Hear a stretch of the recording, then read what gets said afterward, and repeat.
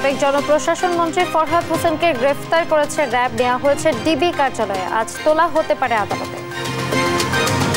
হাসিনা সরকারের পতনের পর নামে বেনামে চলছে মামলা, তৎপর অসাধুরা। সুনির্দিষ্ট অভিযোগ পেলে ব্যবস্থা নেবে ডিএমপি। প্রধান উপদেষ্টা ডক্টর ইউনূসের সঙ্গে ডোনাল্ড লু বৈঠক আজ, অংশ নেবেন দ্বিপক্ষীয় বৈঠকে দীর্ঘমেয়াদী চুক্তির সম্ভাবনা। আজ খুলছে পোশাক কারখানা, আন্দোলন হলে বন্ধ করে দেওয়ার হুঁশিয়ারি, চলমান অস্থিরতার জন্য ভারতকে দোষারোপ। ভোল পাল্টানোর চেষ্টায় খুলনা সহজে তত্ত্বাবধায়ক প্রকৌশল মাসুদ শেখ পরিবারের প্রভাবে গড়েছেন শত কোটি টাকার সম্পদ। দেখছিলেন শিরোনাম সংবাদ সকালের, সাথে আছি আমি ফারজান আলীনা। সাবেক জনপ্রশাসন মন্ত্রী ফরহাদ হোসেনকে গ্রেফতার করেছেন। শনিবার দিবাগত রাতে রাজধানীর ইস্কাটন এলাকা থেকে তাকে গ্রেফতার করা হয়। তাকে নেওয়া হয়েছে ডিবি কার্যালয়ে, আজ তাকে তোলা হতে পারে আদালতে। গত 5 আগস্ট বৈষম্য বিরোধী ছাত্র আন্দোলন চলাকালে ছাত্র জনতার ওপর গুলিবর্ষণ এবং হত্যার ঘটনায় ফরহাদ হোসেনকে গ্রেফতার করা হয়েছে। তবে কোন থানার কোন মামলায় তাকে গ্রেফতার করা হয়েছে তা সুনিশ্চিত করে বলেনি র্যাব। ছাত্র জনতার অভ্যুত্থানের মুখে 5 আগস্ট সরকার পতনের পর সাবেক এই মন্ত্রীর বিরুদ্ধে মেহেরপুর থানার 3টি এবং ঢাকার আদাবর থানায় 1টি হত্যা মামলা হয়েছে। এ নিয়ে আওয়ামী লীগের সরকার 25 জন মন্ত্রী, সংসদ সদস্য, উপদেষ্টা এবং শীর্ষ পর্যায়ের নেতাদের গ্রেফতার করা হলো।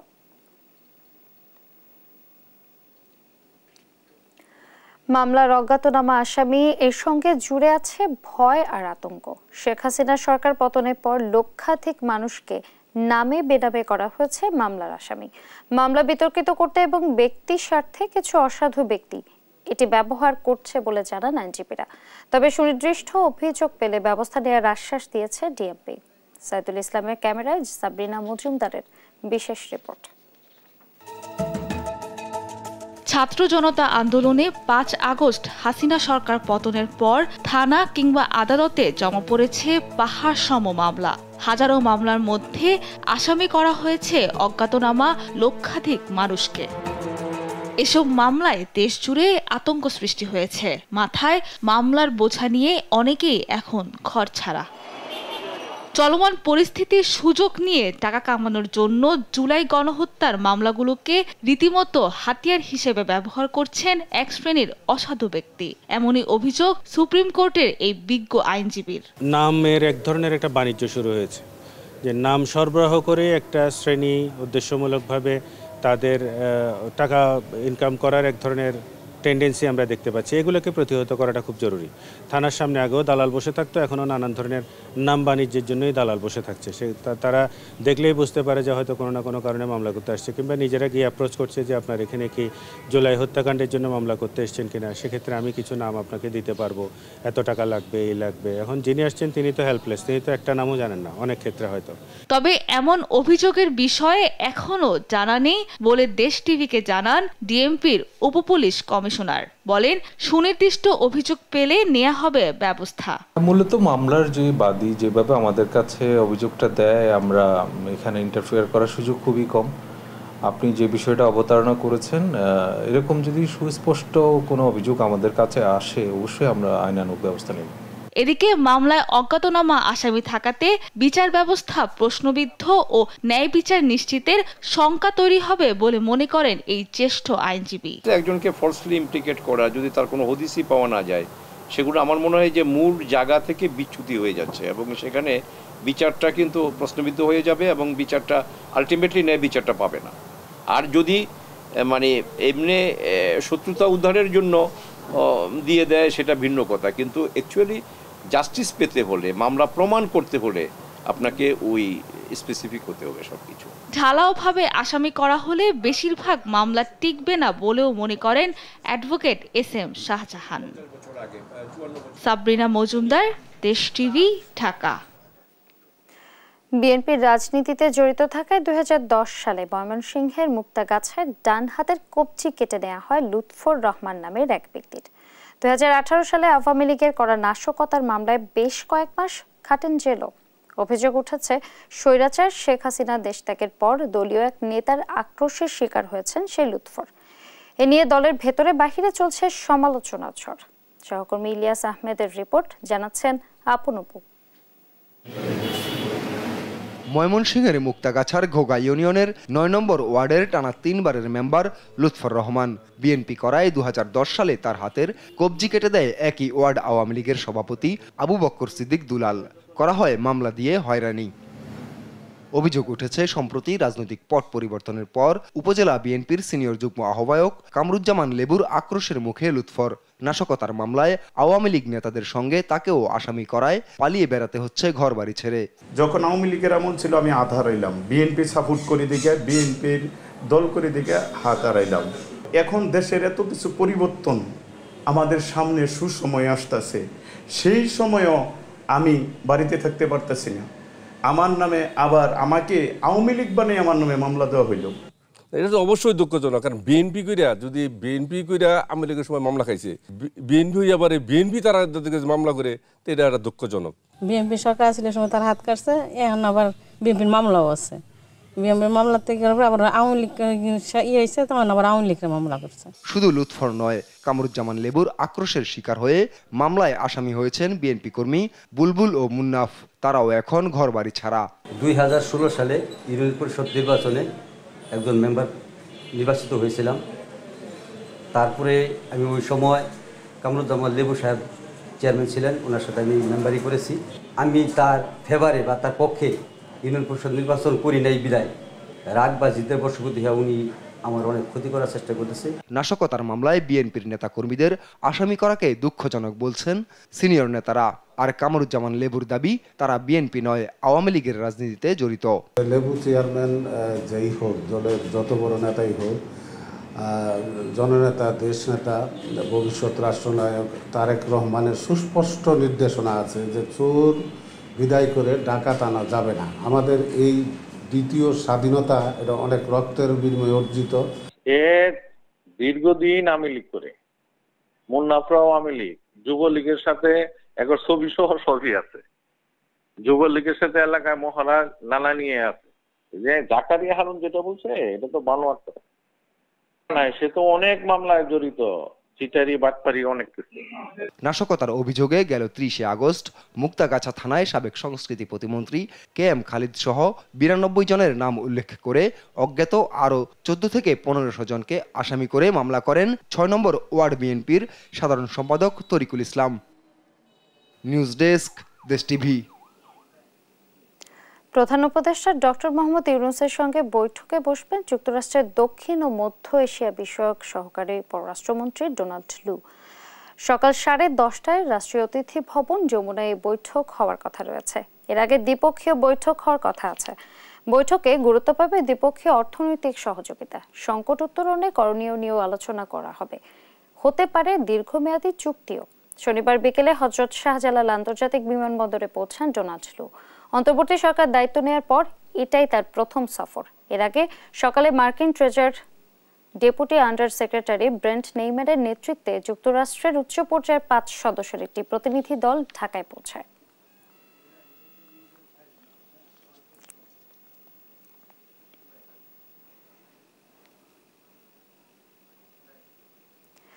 আজ থেকে সব গার্মেন্টস কারখানা খুলবে। কোথাও আন্দোলন হলে শ্রম আইন অনুযায়ী সেই কারখানা অনির্দিষ্টকালের জন্য বন্ধ করে দেয়া হবে।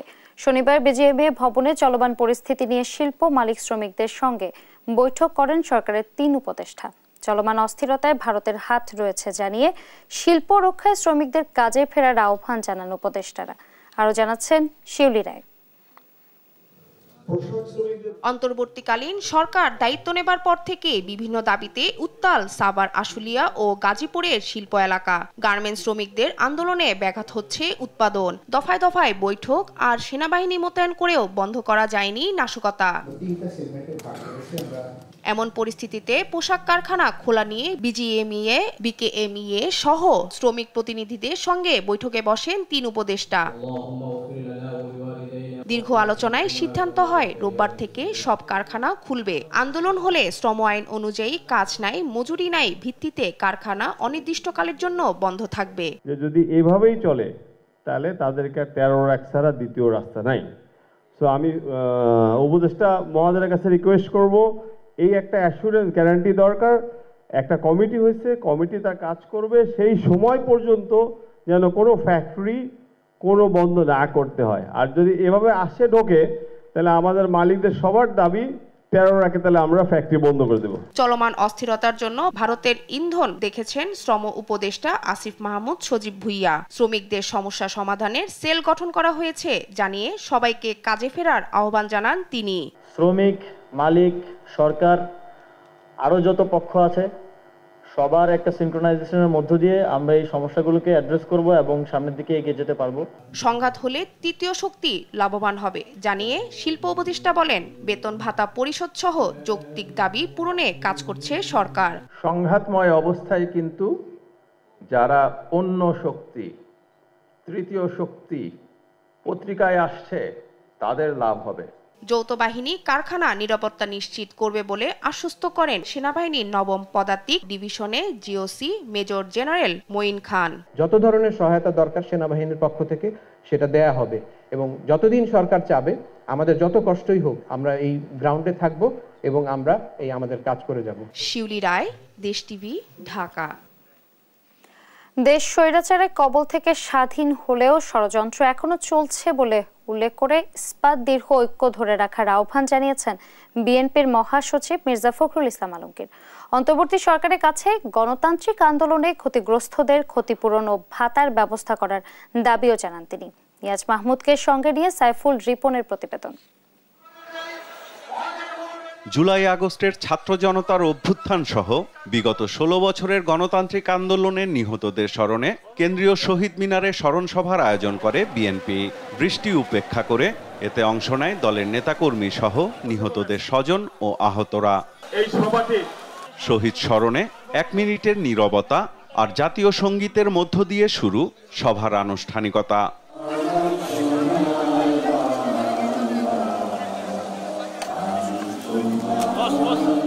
আন্দোলনে আহতদের চাওয়া, নিহতদের পরিবার সহ ক্ষতিগ্রস্তদের দায়িত্ব রাষ্ট্রকে নিতে হবে। বিচার করতে হবে নির্বিচারে গুলি চালিয়ে মানুষ হত্যার। যারা শহীদ হয়েছে এই পরিবারের পাশে যেন সরকারিভাবে সবাই সহযোগিতা করে এবং যারা আহত হয়েছে এদেরকেও যেন ভালো উন্নত মানের ট্রিটমেন্ট করা হয়। আর নেতারা জানান যে কোনো মূল্যে নতুন বিজয়ের মর্যাদা সমুন্নত রাখতে হবে।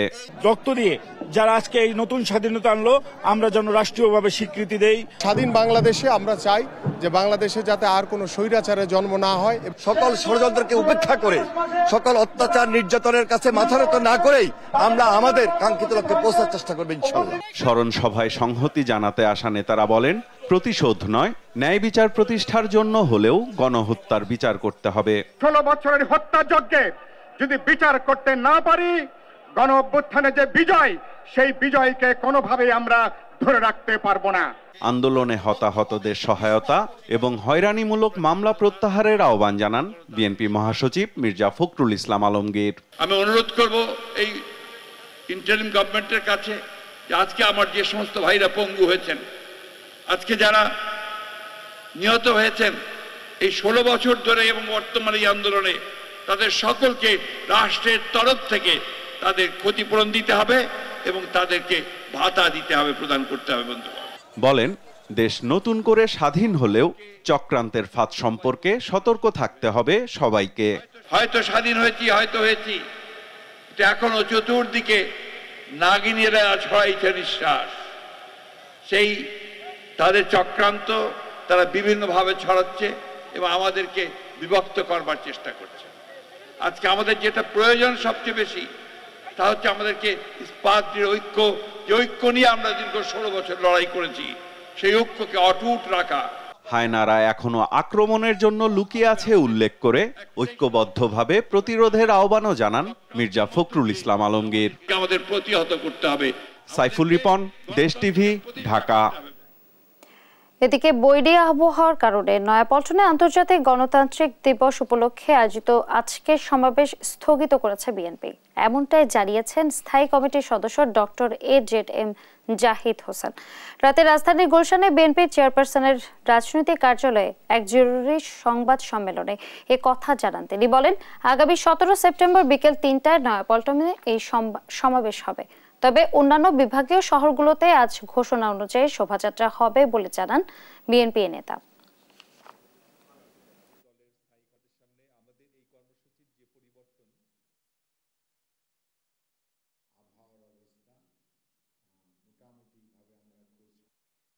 প্রাকৃতিক দুর্যোগ এর কারণে আমরা আপাতত স্থগিত করে আগামী 17 তারিখ অর্থাৎ মঙ্গলবার দিন নয়াপল্টন পার্টি অফিসের সামনেই 17ই সেপ্টেম্বর নয়াপল্টন পার্টি অফিসের সামনে এবং এই সমাবেশটি গণতন্ত্রের সমাবেশ ইনশাল্লাহ হবে।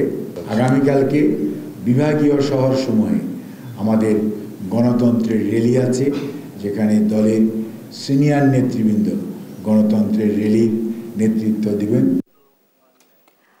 5 আগস্ট ছাত্র জনতার বিজয়ার্থে জীবন দিতে হয়েছে হাজারেরও বেশি মানুষের।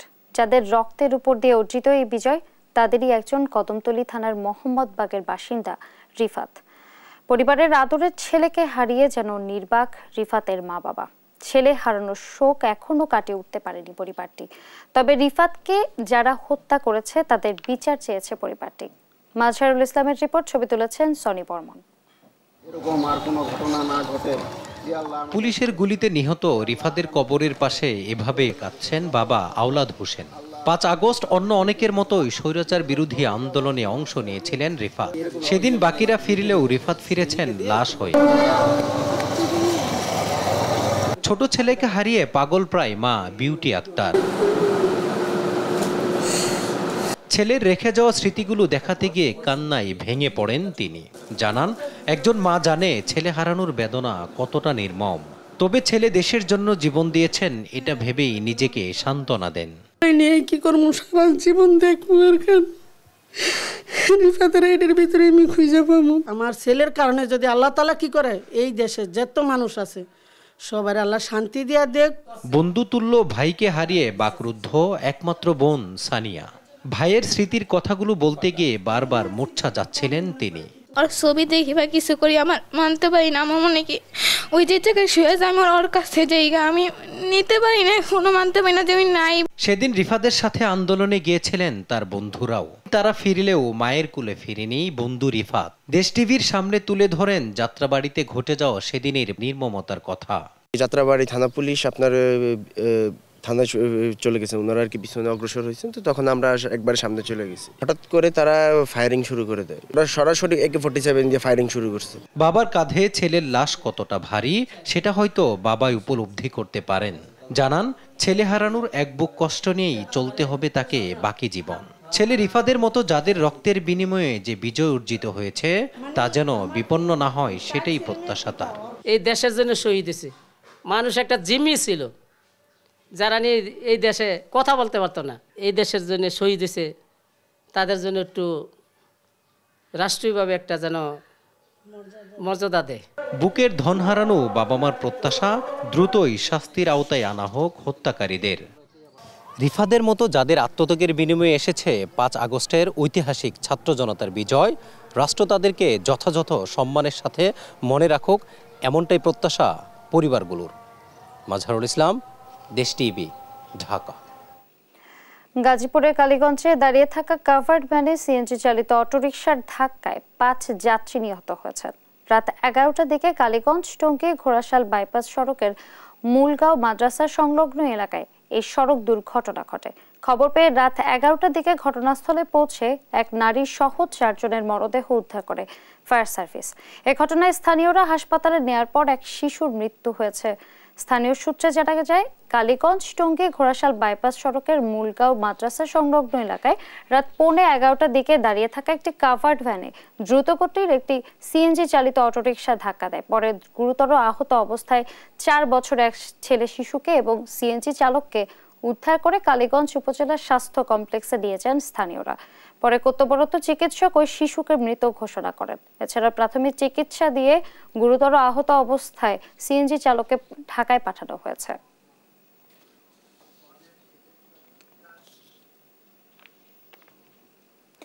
খুলনায় এখনো বহাল তবিয়তে দাপিয়ে বেড়াচ্ছে শেখ পরিবারের আস্থাভাজন সড়ক ও জনপথ অধিদপ্তরের বর্তমান তত্ত্বাবধায়ক প্রকৌশলী মোহাম্মদ আনিসুজ্জামান মাসুদ। এর আগে তিনি 2020 সালের 1 জানুয়ারি থেকে 2024 সালের 28 জুলাই পর্যন্ত ছিলেন সড়কের নির্বাহী প্রকৌশলী হিসেবে। খুলনায় আসার পর থেকে তিনি শেখ পরিবারের প্রভাবে দুর্নীতি ও অনিয়ম করে গড়েছেন শত কোটি টাকার সম্পদ। সম্প্রতি তিনি বিএনপির রাজনীতিতে তার আত্মীয় এবং অন্তর্বর্তীকালীন সরকারের উপদেষ্টা পরিষদে তার সুধীজন রয়েছে এমন কথা বলে ভোল পাল্টানোর চেষ্টায় আছেন। শেখ পরিবারের আস্থাভাজন হয়ে শত কোটি টাকা অনিয়ম দুর্নীতি করে ১৬ বছর ধরে খুলনা জোনের বিভিন্ন জেলায় সড়ক ও জনপথ বিভাগের দায়িত্ব পালন করে আসছিলেন আনিসুজ্জামান মাসুদ। শেখ হেলাল ও শেখ তন্ময় সহ আওয়ামী লীগ নেতাদের সহযোগিতায় মাগুরা, ঢাকা, সিঙ্গাপুর, মালয়েশিয়া সহ বিভিন্ন স্থানে নামে বেনামে গড়েছেন বিপুল সম্পদের পাহাড়। মাসুদ অবৈধ ক্ষমতার প্রভাব খাটিয়ে সড়ক কর্মকর্তা ও কর্মচারীদের হয়রানি করতেন বলে অভিযোগ উঠেছে। অধস্তনদের অকথ্য ভাষায় গালিগালাজ, থানায় জিডি করা সহ নানা অভিযোগ তার বিরুদ্ধে। তার এমন দুর্ব্যবহারের কিছু প্রমাণ এসেছে দেশ টেলিভিশনের হাতে। আছে মারধরের ভিডিও। খুলনা শহরে থাকতে পারবেন, আমার চ্যালেঞ্জ। প্রধানমন্ত্রীর কার্যালয়ে যাবো একটু পরে, শুধু করে নিয়ে কথা বলবো। হাইকোর্টে যাওয়ার বিরুদ্ধে পারবো না। আমার বাসায় ডাইকে নিয়েছিল, সিঁড়ির ওই জায়গায় ডাইকে নিয়ে থাবা চিলঘুষি কতগুলো দিল, এই ইরিক ফিরিক গালাগালি অনেক কিছু বললো। তারপর আমার ওইখানে রাখছিল প্রায় ১২ দিন। তিনি খুলনা ২ আসনের সাবেক সংসদ সদস্য শেখ সালাউদ্দিন জুয়েলের প্রভাব খাটিয়ে তোয়াক্কা করতেন না ঊর্ধ্বতন কর্মকর্তাদেরও। নির্বাহী প্রকৌশলী থাকাকালীন তাদের বিরুদ্ধে করেছেন সিআর মামলাও। স্টাফ না খালি অফিসারদের সাথেও এই ধরনের বাজে ব্যবহার করত, ছোটখাটো স্টাফদের সাথেও করতো, তাদের নামেও মামলা করত। শুধু তাই নয়, নিজের বদলি ঠেকাতে সাবেক এমপিকে দিয়ে সুপারিশও করিয়েছিলেন তিনি। এমনকি নিজ বাড়ির কেয়ারটেকারকেও অকথ্য ভাষায় গালিগালাজ করতেন মাসুদ। রাত্রে এসে জামাত করে বেমি করে উল্টো গালিগালাজ, তারপরে আমার বের করে দিল। বললাম বড় স্যারের দ্বারে লিখিত জানালাম আমি স্যার এসি স্যারের দ্বারে, তারপর থেকে সে আমার মামলা শুরু করলো। দেশ টিভির অনুসন্ধানে জানা যায় দুদককে হাতে রাখতে অভিনব ব্যবস্থা নিতেন মাসুদ। সওজের বাংলোতে দুদক কর্মকর্তাদের রাখার ব্যবস্থা করে দেয় প্রকৌশলী মাসুদের বিরুদ্ধে কোনো অভিযোগ আমলে নিত না সংস্থাটি। বাড়ি থেকে উনি তো আইবিতে থাকে, উনি কিন্তু স্যার ঢাকার বাইরে আছে, স্যার আমেরিকায় গেছে। উনি স্যার থাকে ১ নম্বর রুমে, নিচতলা ১ নম্বর রুমে। উনি ওই বছর দেড় মতন আছে আর কি। নির্বাহী প্রকৌশলী থাকাকালীন উন্নয়ন প্রকল্পে প্রায় ৪৫০ কোটি টাকার কাজ করেছেন মাসুদ। এসব কাজেও নানান অনিয়মের অভিযোগ রয়েছে তার নামে। এমনকি কাজের ২ কোটি টাকা ভাগ বাটোয়ারারও অভিযোগ ছিল এই প্রকৌশলীর বিরুদ্ধে। এত সব অভিযোগ থাকার পরও বিষয়গুলো অস্বীকার করে এড়িয়ে যান মাসুদ। এর কোনো প্রমাণ পাওয়া যায়নি এবং এটা থেকে আমাকে অব্যাহতি দেওয়া হয়েছে। ২ কোটি টাকার যে বিষয়টা বললেন যে তদন্ত হয়েছে, এটা আসলে দুদক কর্তৃক তদন্ত হয়েছে এবং এটা আমার পরিসমাপ্তি ঘটেছে। আমার বিরুদ্ধে আসলে অভিযোগ পাইনি। অভিযোগ তদন্ত করে তার বিরুদ্ধে শাস্তিমূলক ব্যবস্থা নেয়ার দাবি সংশ্লিষ্টদের। নিউজ ডেস্ক, দেশ টিভি। দর্শক, নিম্নচাপের প্রভাবে রাজধানী সহ সারা দেশে বৃষ্টি হচ্ছে আজও। রাতভর বৃষ্টিতে বিভিন্ন এলাকায় তৈরি হয়েছে জলাবদ্ধতা। নিম্নচাপের প্রভাবে পড়েছে উপকূলীয় জেলাগুলোতেও। মাঝারি থেকে ভারী বৃষ্টির পাশাপাশি বইছে ঝড়ো হাওয়া। উপকূলের পরিস্থিতি জানাতে পটুয়াখালী থেকে আমাদের সঙ্গে যুক্ত হচ্ছেন সাইদ ইব্রাহিম। সাইদ, বৃষ্টি সেখানে কি পরিমাণ দেখছেন, পরিস্থিতি কি আমাদের জানান। ধন্যবাদ। আপনাকে যেমনটি বলেছিলেন, আসলে বঙ্গোপসাগরের সৃষ্ট স্থল নিম্নচাপের কারণে পটুয়াখালীতে গত ২-৩ দিন যাবৎ আপনার মাঝারি, ভারী এবং হালকা বৃষ্টি হচ্ছে।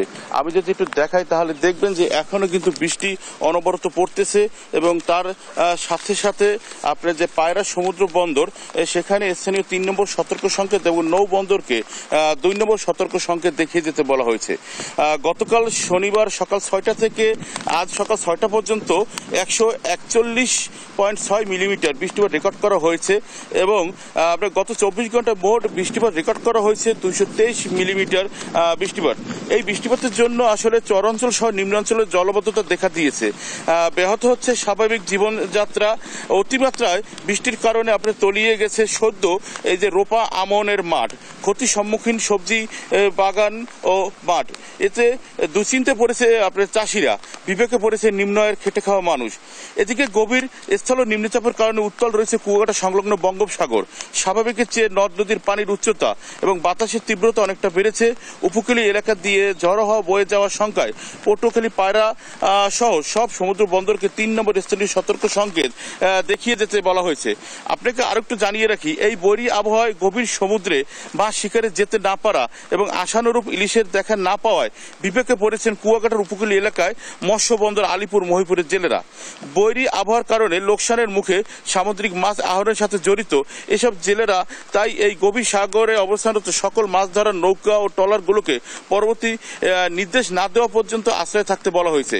এদিকে বৈরী আবহাওয়ার কারণে পটুয়াখালী অভ্যন্তরীণ রুটের যে লঞ্চ, ছোট ছোট যে লঞ্চগুলো আছে সেগুলো চলাচল বন্ধ করে দেওয়া হয়েছে। ঝড় ও বাতাসের কারণে 65 ফুট দৈর্ঘ্যের যে লঞ্চগুলো ছিল সেগুলো কিন্তু আসলে আপনার গতকাল বিকেল থেকে আপনার বন্ধ করে দেওয়া হয়েছে বলে আমাকে জানিয়েছেন আপনার পটুয়াখালী নৌ বন্দর কর্তৃপক্ষ।